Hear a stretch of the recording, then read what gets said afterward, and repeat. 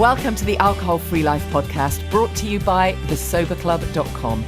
I'm Jennifer Grace. This is for you if you've quit the booze or you'd like to, or maybe you're just sober curious. I'll bring you tips and motivation without any judgment, and there'll be inspiration from experts, quit-lit authors, and sober heroes.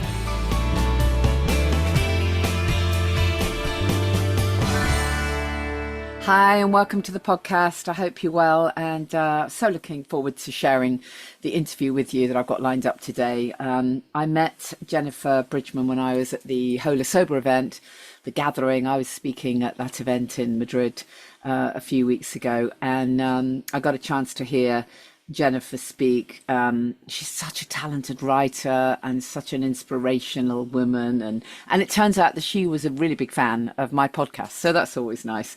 But yeah, I'm really excited to bring this interview to you. It's very special. She's really inspirational, so I really hope you'll enjoy that.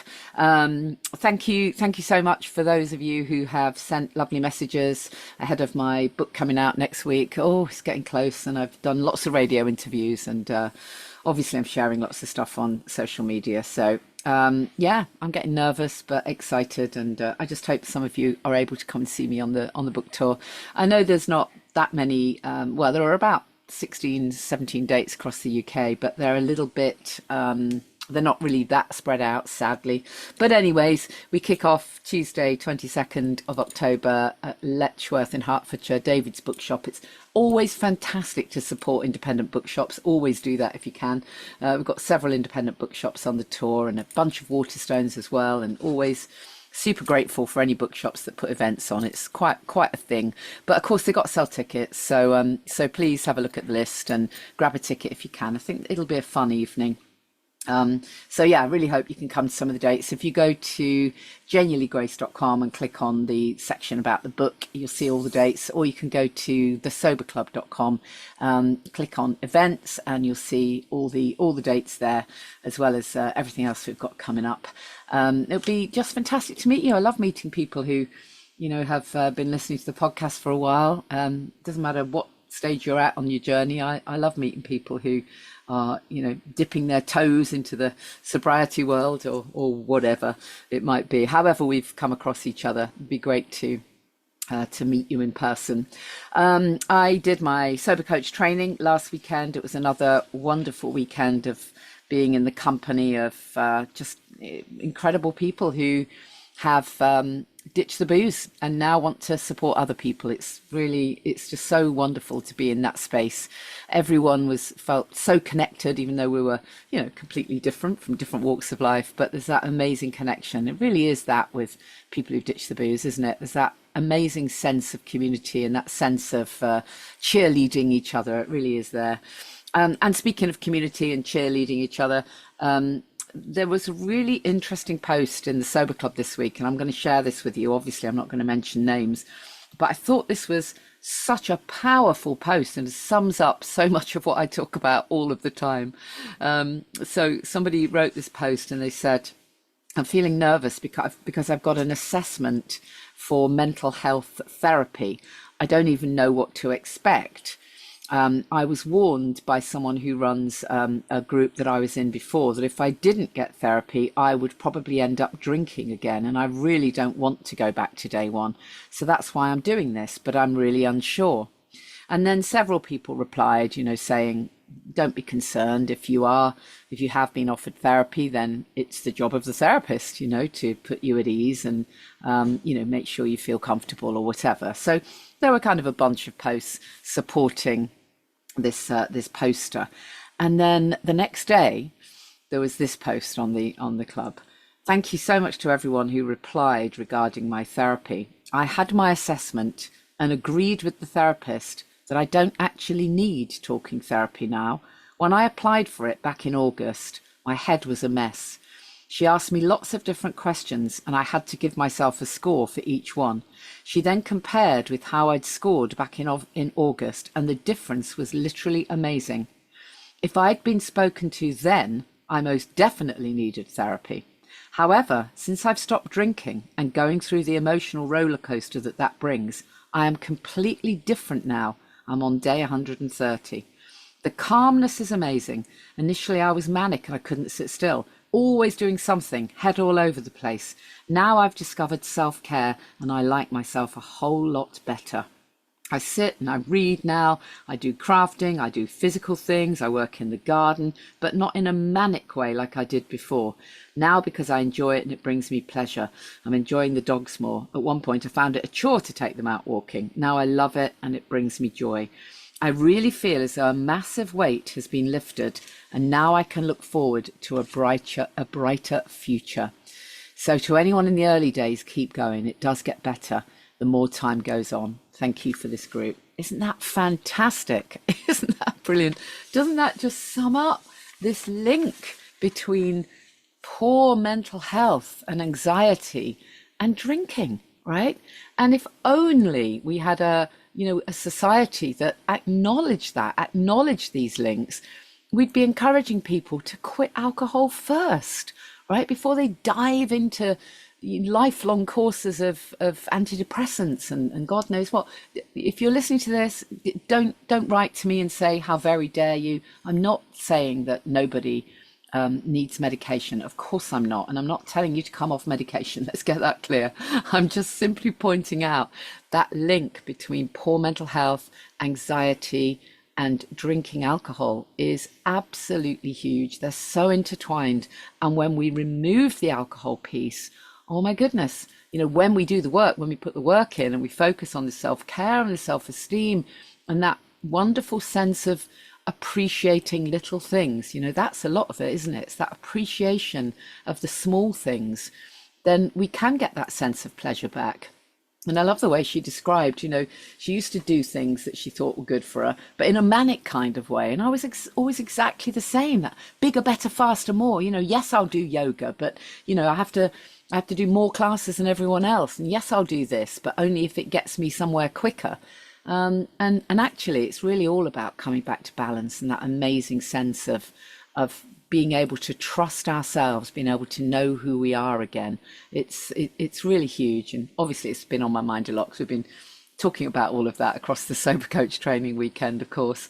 This wonderful gift of being able to let go of the past, let go of some of the traumas, whether that's the big T trauma, the little t trauma, let go of some of it and focus on the future, focus on the solution, focus on, as this poster says, what was her expression? A massive weight has been lifted and I can look forward to a brighter future. How fantastic. On that note, don't forget, we do have a Family Constellations workshop on Sunday, 24th of November in Herts. It would be so great if you can come to that.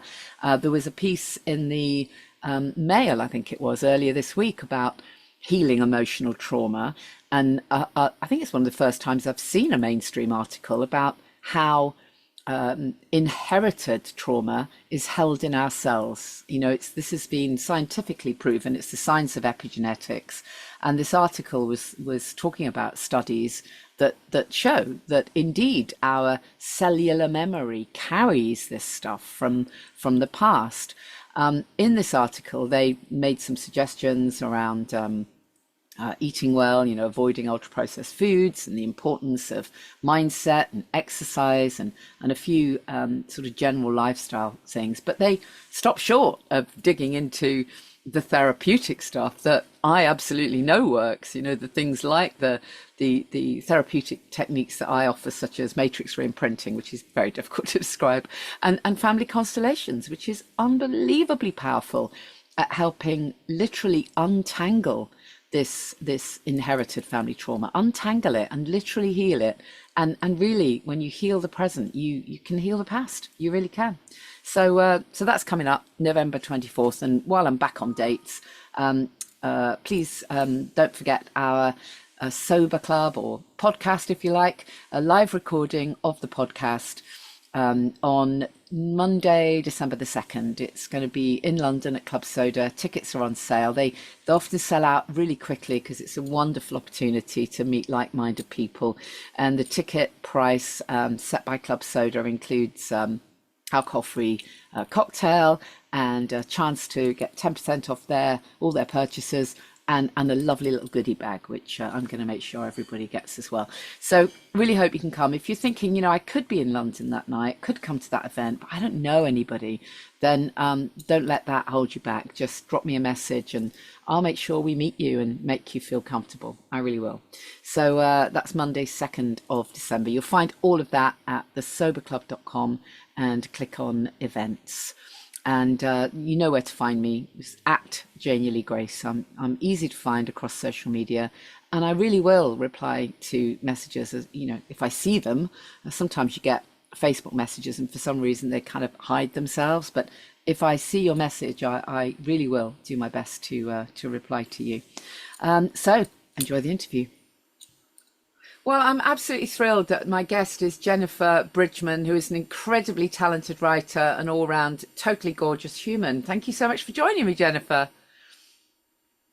Oh, thank you for having me. This is such a thrill. Oh, well, Jennifer and I got to meet at the Hola Sober Gathering. And I think you came up to me looking all sparkly, didn't you? And said you'd heard the podcast. I did approach you and I was a bit starstruck. But as you say, sobriety makes us brave.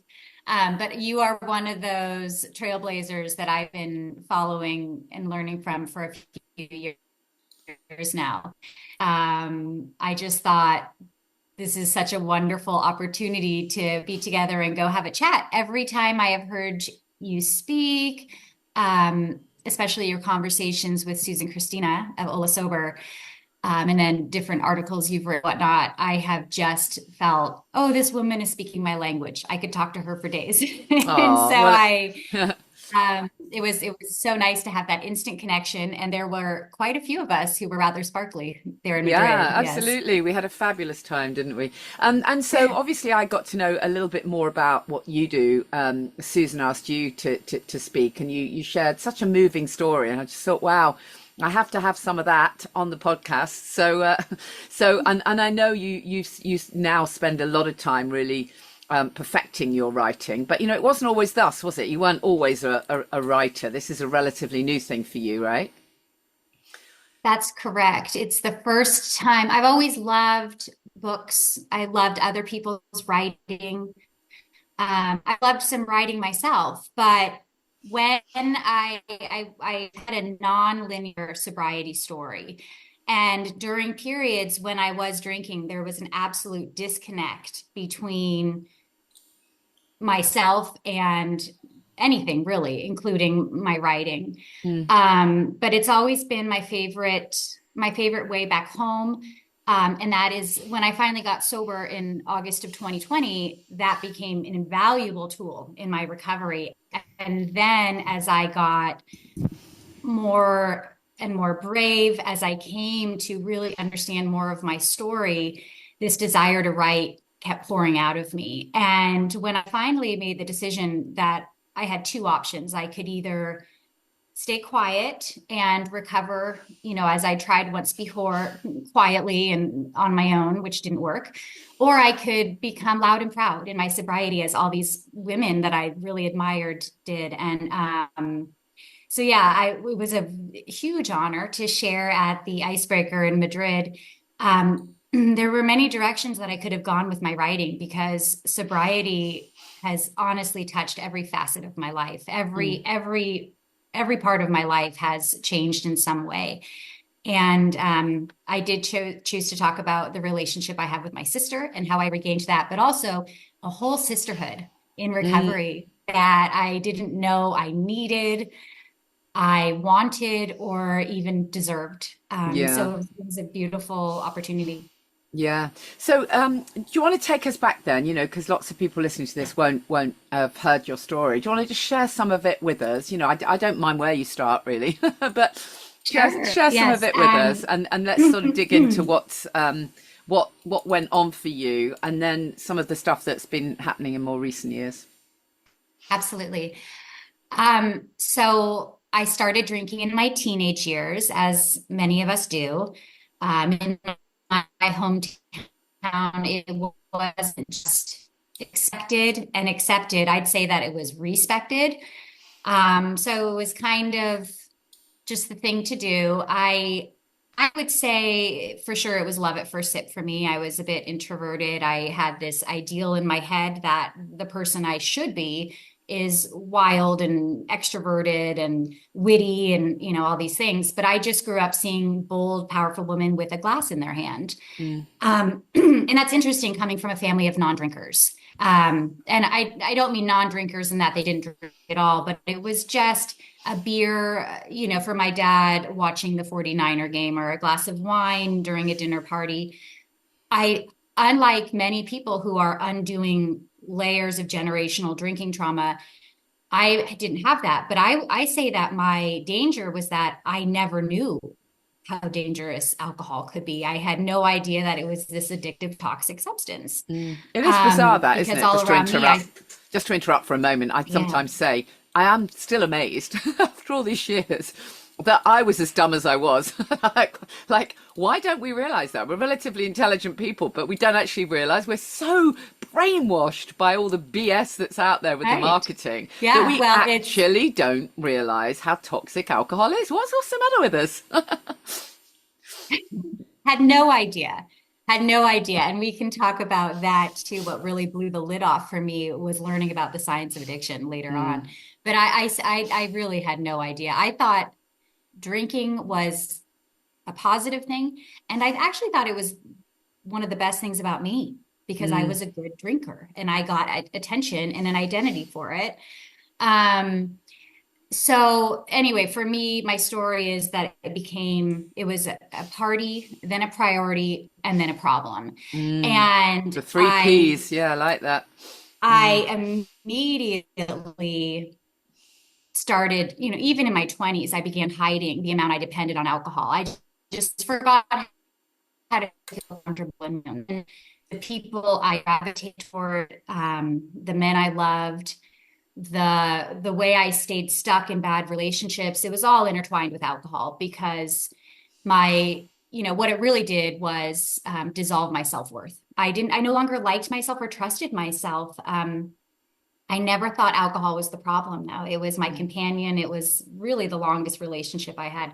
What kind of age were you when all this was going on? Yeah, so in my 20s, through college for sure, and then on into my 20s, I ended up moving to Hollywood, California. I was with a musician, and the typical. I've just recently discovered the word love addiction. When we start peeling onions, Oh, realize to can you? unravel Sorry, here. Jennifer. But Jennifer? I followed him. Can you just say that bit again? Because the Wi-Fi cut out a little bit. Just back up there, will Oh, you? sure. You just were you saying the love addiction piece? Yeah, I've recently been diving into this term love addiction a bit more, which I'm not sure I'm a fan of the term, but it was very much me where I defined myself by my outward appearance, my relationships, my identity, a complete loss of self. I was very disembodied, eating disorder, things going on.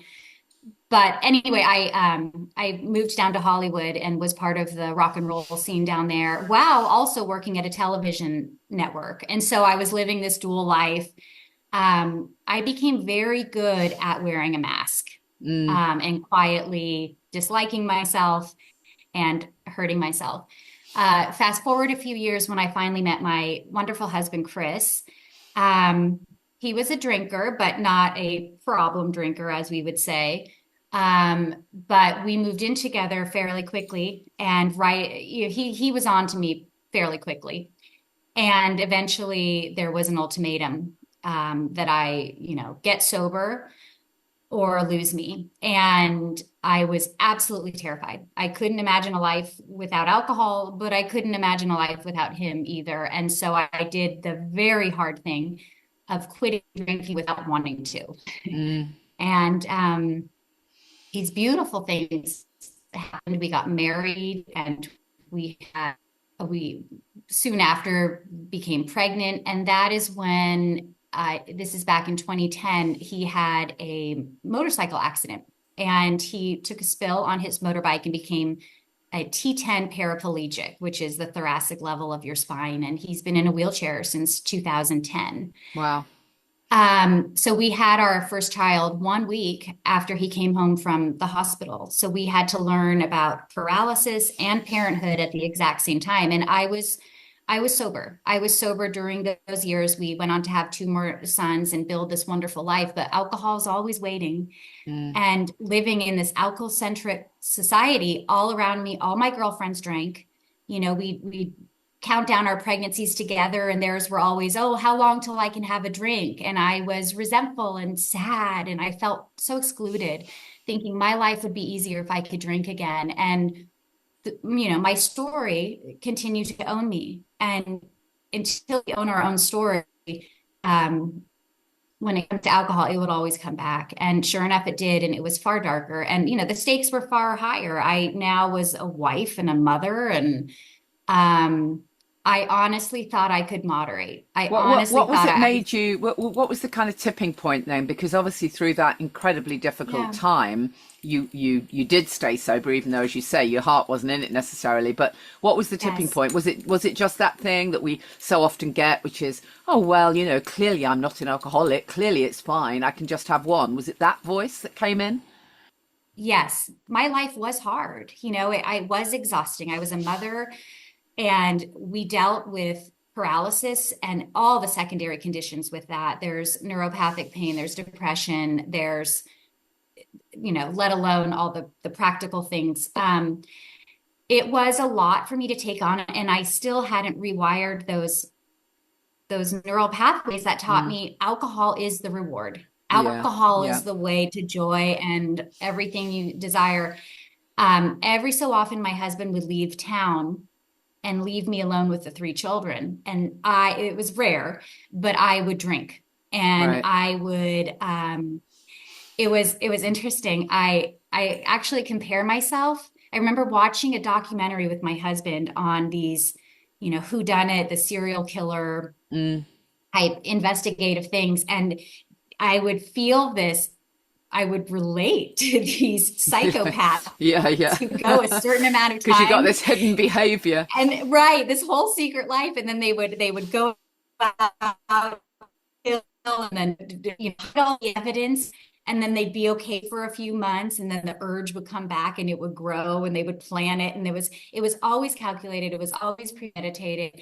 And I said, if I can just get on with this and my husband will never know, it'll be fine. It'll be Mm, fine because I can still have my drink and I have my family. And to me, that was having it all, was yeah. being able to drink and have my love. And the addiction just grows. It's an addictive substance. And after enough time, my husband one day said to me, it's been years. Do you think you could drink again? And that was, I cannot tell you the joy that I felt in hearing him say that. And from that point on, alcohol was back more visibly in our home, and he was right there with me carrying this dark secret. And so he had to keep the secret with me, and it really changed our marriage. And the drinking turned dark.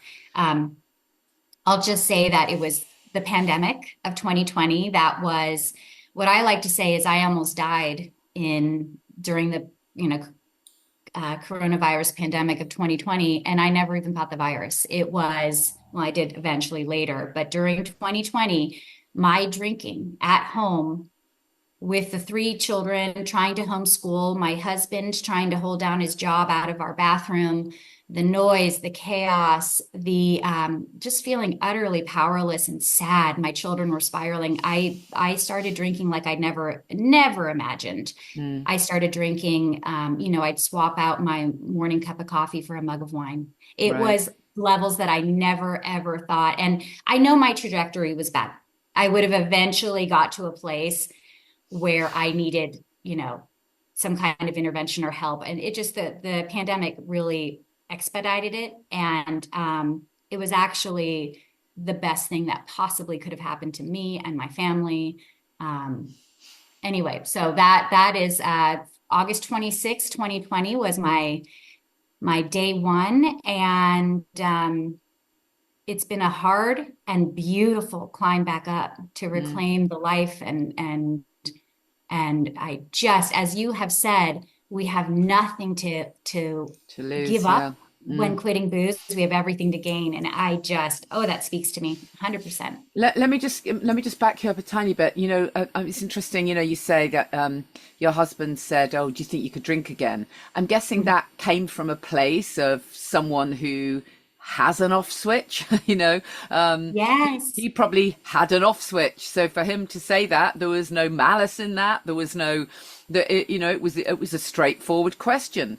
And I do think this is so interesting because so often, clients will say to me, "Oh, my partner's really supportive of me. I don't need to join the sober club or do any connection or anything because my partner's really supportive. It's good." And then you'll find out, a few weeks down the line, they've come back from something, they're exhausted, they're feeling miserable, and that lovely partner who really does mean well will just kind of say, "Well, you've done great. You can have one now." And they don't mean any harm. It's just that they're not on the same path and they don't get it.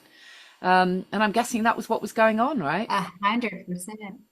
Yeah. Yes, 100%. I left out a key detail that the first time when I got sober at the young age of 29, which is a really hard time to quit drinking. Yeah. You've got the weddings and the bachelorette parties and the baby showers and, all the things. He quit drinking with me. He Yeah. quit drinking in solidarity. And I think he missed it a bit. And also, it just goes to show that until I got sober in 2020 and started recovering out loud and sharing with him all about, William Porter and Alcohol Explained and what exactly happens with the brain and addiction, he didn't know either. And it's funny that we look back and he made some really dangerous, bad decisions that hurt people as well, but we never considered him having the problem. So now we have a very sober household, which I think is the best gift that we can offer to our sons. One of them Yeah. is, a teenager now, and what this is teaching them to be in unity about how we see alcohol and all that is possible without it is the best gift. But he absolutely meant no malice. He missed it. It was hard for him to attend the weddings and the bro trips and things without a drink. Mm. He didn't have the same dependence that I did, no, but it's also very hard to not drink in our society. Yeah, So absolutely. I mean, it really is that reframe, isn't it, that makes all the difference when we finally realise that there really isn't anything to lose. So, do you mind sharing what happened for you? You actually ended up in rehab in the end. I did. I did. It's funny when you say, I had always heard, oh dear, they had to go to rehab. It sounds like this dismal, terrible thing. It was absolutely one of the most beautiful gifts I ever gave myself. Mm. It was terrifying. And then it became terrifying to go home, I have to say, because you immediately are surrounded by people who get it and embrace you. And you just start the learning. And it was the first time I needed to pause my busy life and really go inward Well, and yeah, I mean, it start. must have been, not easy for you to actually get to do that. You have a husband with major stuff going on and Yes. kids. So for you to have to actually take time out was probably not the easiest, right? Thank you for saying that. I am so lucky. I am so lucky I had that option because it was the middle of a pandemic. My parents who live nearby came by daily to help with the kids, even though we were supposed to be, staying apart. And, they have some immune weakness things going on, but everyone pitched in and was very supportive of me to get that. I needed that foothold. And, yeah, it was such a beautiful experience to just start doing the work. And I have two funny things to tell you when I was there is I thought for like so many people, okay, I'll quit the booze. I'll take up yoga or something and I'll be fine. I really thought I could just go back to my old life, assimilate with my old friends, carry on as I had before, just without the booze. And I had no idea how much work there was. The self healing and the discovery and the family dynamics. I actually declined their trademark family program while there. I said, "Oh no, we're fine. Mm. My husband has a sister in recovery, and I've already gotten sober. Well, we don't need that program. No, thank you." And sure enough, I can tell you, we've done family therapy since. Um, there's a lot of healing that has to go on. And then the other was I had an assigned therapist there who said, your inner critic is among the worst it's so strong. I really suggest I'll let you go on Amazon and you can order this book by Kristen Neff. It's about self-compassion. And within the day that it arrived, I had heard someone else's story and thought, oh, this woman really needs this book. I'm going to give it to her. I was so oblivious to the Yeah, big shovel I was going to really need. right. And I can say 4 years in now, there's a lot to uncover, and it's a joy. I'm so grateful to be in this place where Mm, I'm open, and you can't tackle everything at once. It's just too much. yeah. First, you've got to get rid of the booze, and then you can slowly, gently start rebuilding yourself to face all that was there behind the drink. Sure. I really like the way you describe that because, you're absolutely right. So often we have this kind of feeling that, okay, well, we'll stop drinking then, and then we'll just slot back the way everything was before. And it can be quite a shock to the system to realize, oh my God, okay, so I've stopped drinking, I've saved my life in inverted commas, but actually, who am I anyway? That whole new identity that you have Mhm. to find at the beginning, you can feel really quite raw. You're really not sure who the hell you even are. Yeah. And you do have to put that work in. And you're absolutely right. And I think that's one of the things that really frustrates me when I hear, certain celebs, no names mentioned, Adele, saying, oh, it's so boring not drinking. Like, what the hell?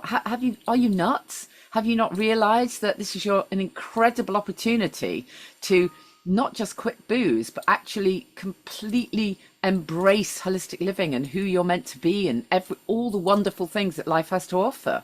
Rather than that, oh, I can't drink. Well, of course you can, but why the hell would you want to, right?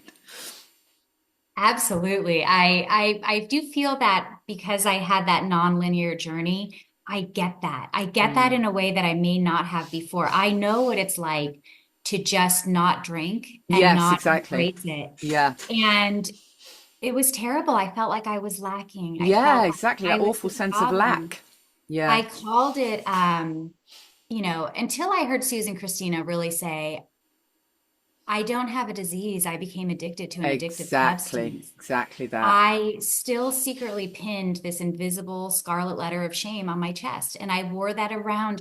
And even the way what I would talk about my story, if I was going to get vulnerable, which was very hard for me, was almost as if I owed people an explanation, and I would over explain and feel almost apologetic for my story. Mm. And I used to hear people like you and these authors come out and tell their story with clarity and really, really clear on it, but with a soft lens. Mm. This is why. And I eventually got there. I got to this place where I really came to understand myself, and I understand that the obstacles are the path, Yeah. and that I never would have had this invitation. I mean, my whole marriage is different. It's so different. We've been together since 2006, and it's almost like we're in a new marriage because we speak so honestly, and um we just it has forced us to look at truth and in such a different way. And we've walked through a lot of things. We've walked through grief, we've walked through resentment, we've walked through fear and all these things. But being able to speak the same language, I'm so grateful he's receptive, and Yeah. that I didn't just go off and recover in a corner with community, which saved my life, but I decided to do it with him. And I write and then I share it with him and we discuss. And so I've also recovered out loud in my own home, Mm. and it's become a bridge. And it actually has helped him with the whole healing of his paralysis too, as there are so many parallels to his paralysis and my addiction. And there's tremendous grief and shame Yeah. and the ability to feel so lonely in a crowded room, and people aren't sure how to talk to you or whether or Yeah. not they should Yeah. include you. And then there comes the recovery, and it's service and community and acceptance and faith and going inward. And it's, his recovery has nothing to do with him rising from a chair, just as mine had so little to do eventually about me putting down a bottle. And so we are able to speak that same language, but it has been the most trying and the most work. I can imagine. And Yeah. now, am I right in thinking that you do some work, or you're going to be writing a memoir, or something that will support people who may have been through similar things with paralysis? Or tell me a bit more about that work that you either already do Yes. or you're planning, because I can only begin to imagine there's going to be people thinking, oh my goodness, I have to reach out to Jennifer because that's my experience. Yes, I am working on a memoir, which is exactly what I've just talked about. And it is the experience and of going through paralysis, parenthood, addiction, and recovery. I talk a lot about recent years and what it's like caring for my aging parents and dementia, and how it has allowed me to, so much of my life was disembodiment, and how I've really come home to myself and become more aligned, not just with my physical self, but spiritually as well. And how I live with someone day after day who literally doesn't have use or feel of half of his body, but that I have been outside of mine for so long with the disordered eating and the addiction. And so it's a memoir on paralysis and addiction recovery. And I do believe, well, it is my favorite story. It is my story, and I never thought I'd be proud of it. And I am. And I write for me, but if it can help one other person, fabulous. That's Yeah, wonderful. I mean, I love the fact that you're so open and honest about all of this, and you write beautifully, and the memoir will be amazing.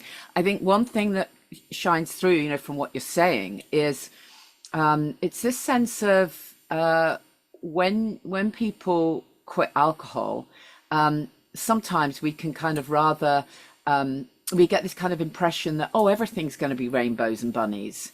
But it's not quite like that, right? Real life and sometimes really awful shit happens, right? And it doesn't mean that all of life becomes perfect. It means that you are able to, as you say, sort of step into whatever life throws at you with a completely different approach and a different resilience and a different way of acceptance. And the way you've accepted everything is literally inspirational. Hmm. It's so true. I'd say some of the most difficult things that I've endured have happened in the last few years, and that's what sobriety is you have to stay. You Yeah, have to live exactly. it and feel it. And it's funny. I had a lot of catch up to do in my emotional maturity. Yeah, I think I most of really us do. started. And so it's been a quick, I don't know if I'm caught up to speed yet, but it's been a lot of ground covered in the past 4 years. I honestly feel like in my 40s, I'm learning how to breathe. I'm Yeah. learning how to stay. I'm learning how to feel the feelings. I'm learning how to eat properly and listen to my body when I want to rest. I no longer wear a Fitbit and measure myself based on how many steps I got, or all these things that I used to use for external validation.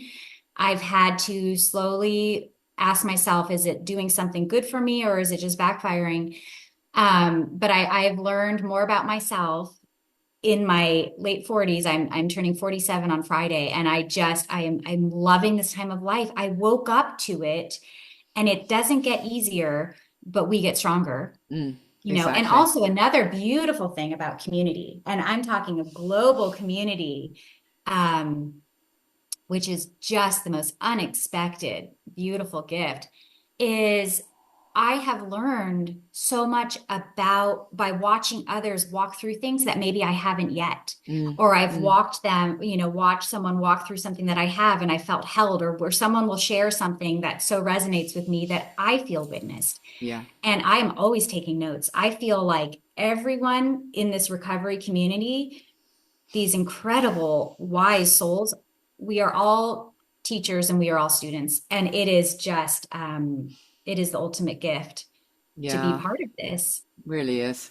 Well, thank you so much for sharing your story, Jennifer. I don't know when the memoir's out, but you'll have to come back on and we'll give it a big plug. I think it's going to be amazing. And thank you so much for sharing your story. And tell us where we can find more of your writing then. Where do we go? Yes, so I have a website. It's jenniferbridgman.com. And I also recently started a Substack. My Substack is Jennifer Bridgman, The Mess and the Magic. Lovely, fantastic. Well, I'll put that in the show notes. Thank you so much, Jennifer. I really appreciate it. It was so fantastic to meet you. I can't wait till we meet again. I'm sure it'll happen soon. You too, Janie. Thank you Take so care. much. Take care. Thank you, Jennifer. I really appreciate it. I really hope you're going to get to come to London at some point, and let's meet up, do something together. And I'll put those links in the show notes. And just once again, a reminder that if you're doing this, if you're starting out, if you're making these behavior changes, reach out. Find a community. Tell someone you're doing this. You can absolutely tell me. And of course, I'd love you to join the Sober Club. It's very low cost. It's very high value. We would love to have you as part of our little team, and we become cheerleaders for each other. And we very much take the well-being approach. So there's no judgment. Doesn't matter what stage you're at, and there's a whole host of amazing stuff there for you. Literally, if you've been sober for a day, or you're thinking about it, or you've been sober for 10 years, because we've got some incredible resources in the Sober Club. If you have heard me speak about Sober Coach training and you're a little way down the line and you're thinking you'd like to support other people, then drop me a message about that. We're booking for our training now in April. We start with 2 days in person, which is really incredible connection. But it can all be done online if you prefer that. So drop me a message and we can have a chat about that. And just another reminder, my little tour kicks off next week. Would love to see you at some of the dates. If you go to thesoberclub.com, click on events, you'll find a list of everything there. Family Constellations, November 24th, and the Club Soda event, Monday, 2nd of December. I'm going to find a way to meet more of you, I promise. we're gonna have enough stuff in place that we get to meet people. We had someone come over from the States for our Sober Coach training, which was amazing. Someone else came over from the United Arab Emirates, and someone else from Paris. So, we can make this thing international. We really can. So thank you so much for listening to the podcast. It really means a lot. I get some lovely messages, and it really means a lot when people listen to the pod. And for those of you, who are interested in my life story, my singing career with Wham and various bands, my 5 minutes of fame with my hit record, and of course my years on the radio, then you might like the book. Comes out next Thursday, From Wham to Woo, A Life on the Mic. I'll see you next week. Thank you for listening to the Alcohol Free Life podcast, brought to you by the Sober Club. Please rate and review. And if you want support, accountability and inspiration, and you want to live your best life without the booze, check out thesoberclub.com.